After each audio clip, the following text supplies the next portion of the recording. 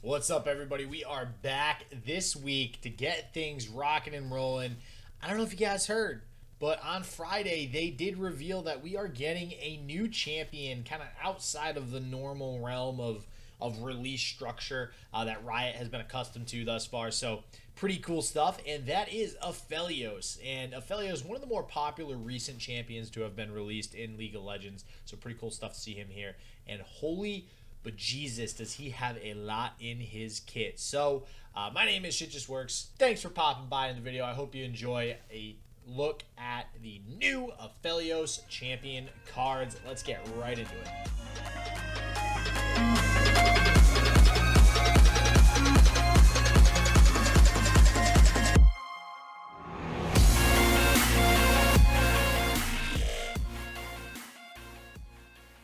Alright, so here we have it, everybody, and big shout out, as always, to my boy Cosmic on Twitter for putting this together. You can see, obviously, the graphics are less than desirable from what they usually are, and that was just because of how they kind of released the content to us, Riot and whatnot. So even that Gifts from Beyond spell, which we'll go over in a second, I'm going to take a guess. I think that's the champion spell. I'm not 100% positive, but that was all we got, was what was on their website, and it's that picture. So, but, alright, whew. We got Aphelios, ladies and gentlemen, and my golly gee, is this guy pretty, I don't know, he's interesting to say the least. A lot of people reacted in the beginning saying that he was not going to be good as a Nightfall champion. I definitely disagree. I think that he's going to be able to be played with something like Diana, just Aphelios Diana, but more so probably something like Aphelios Zoe to take the place of Zoe Diana that's kind of been popping up recently. But I like him because he provides Nightfall a new type of archetype outside of just straight up aggro.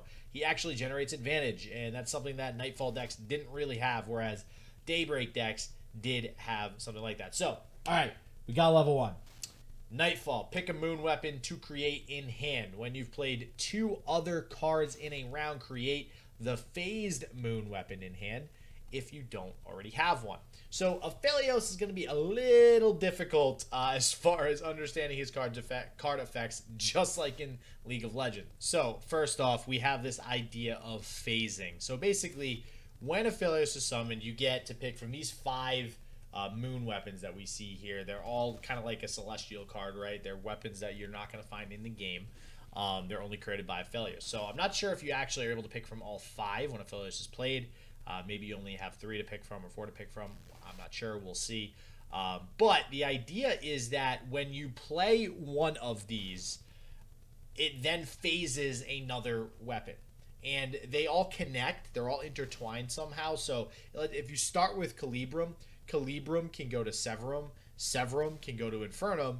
Infernum can go to Crescendum. Crescendum can then go back to Calibrum. And then there's a lot of other different ways to go back to Calibrum. But basically, no matter what you do, you will eventually get back to the starting weapon or another weapon. And you kind of really got to put some thought into that. Now, how do you get the phased weapon? Well, after you play that first weapon that you pick, like Aphelios says, you have to play 2 other cards in a round to get the phased moon weapon if you don't already have one. So basically, from how this sounds anyways, I imagine that, like, if I play Calibrum and it phases Severum, Severum will always be phased, and then when I do play 2 cards in a round with Aphelios on the field, I will get Severum. Doesn't matter what turn, doesn't matter how many turns it takes. Generally, I imagine it will be that turn or the next turn, but it's kind of how it looks like this is meant to go. So, you will always have a weapon, thanks to Aphelios. You will always have one of these. And as far as what they do, I mean, they're a little bit overpowered for their mana cost, similar to Celestials. Celestials, you know, you have to invoke them. You have to go through this process of obtaining them, so they're much more high-powered. This is not nearly on that level, but they are stronger. For example, Calibrum is 2 mana, slow, deal 3 to a follower. Generally, that's going to be a 3 mana speed, or 3 mana slow speed, if that's really what we want to say 3 damage is. Severum, grant an ally lifesteal and +1/+1 for 2 at slow speed. Also, I mean, like, that's probably like a 3-cost card, maybe 2.5 cards. So not too overpowered there on the Severum. Infernum, grant an ally overwhelm and +2/+1. That one I'd say, yeah, it's probably about a 3-cost card, so pretty good in my book. Crescendum, summon a 2-cost follower from your deck. If it has Nightfall, trigger it. This is great for the Nightfall synergies. I really do like this, actually, because it allows you to get out Doom Beast. It allows you to get out all of these other Nightfall followers that, until now, like something like Nocturne, very hard to level because you need to get these followers on the field and attacking. So pretty cool that we have something that actually pulls them from the deck. And Gravitum, stun an enemy. If it's a follower, stun it again at the next turn. So 2 stuns. So this, I mean, Guile's 1 mana. Gravitum, not super OP or anything like that. But there are some strong weapons in this set of choices here for Aphelios, and I do love them. Now, he levels when you cast 4 moon weapons. So round start, when you've played 2 other cards, you get the phased effect again. And now your moon weapons cost 1 less. So now it becomes a lot easier to go ahead and not only play these weapons, but get additional weapons and play them as well, as long as you have a lot of cheap cards. So this is going to be interesting. The Gifts from Beyond, I believe, is the champion spell. 2-cost burst spell, choose a moon weapon to create in hand. So that's pretty cool that you actually have a way to generate another moon weapon without Aphelios. Curious to see what kind of combos come from that. And that is a cheap burst spell as well, which can go towards that cost of playing 2 cards in a turn to phase an additional moon weapon. So, man, I have to really take this one in, probably playing it for a little while before I can really make any determinations about Aphelios. But I think the combo potential is pretty big here. My first thought, my mind kind of goes into a, reduced cost spell deck where you can just kind of like machine gun spells. And when you're able to have this much card advantage every turn in playing multiple weapons, I think Aphelios can be an absolute beast.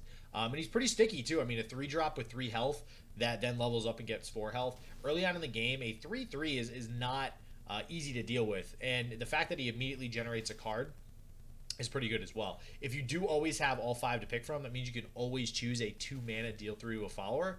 So in my eyes, 5 mana, 3/3 deal through to a follower feels pretty good. I'll take that all day, any day. So overall, I think he's pretty good. Very, very excited to see what type of decks he gets put into. But I want to start playing some Nightfall. And I'd be very curious to see if Aphelios Nocturne is a thing. Like I said, with something like Crescendum, pulling those Nightfall followers from the deck. Because leveled Nocturne has not really ever been a thing. But I don't know, it'd be interesting to see what kind of pairing of these Nightfall champions here that we end up getting. So. But overall, I love Aphelios. Super excited to see him get put into the game already. All right, everybody, and that's going to do it.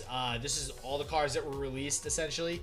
Again, they're just doing like this one little spurt of here's a champion, have fun, which is both scary and awesome at the same time. So I'm very curious to see how that's going to impact the game as a whole. But very excited for when the new cards do come out, too, as they did announce a lot of other stuff, like Shurima being the next region to come out here. So super excited for the game and the future of the game for sure. If you guys like the video, don't forget to like the video, subscribe, and yeah, catch me casting. I think this weekend, actually, I'm going to be casting the OLS. We got some surprises for you guys headed down the pipe. So as always, everybody, stay healthy, stay positive. I hope it just works for you, and peace out.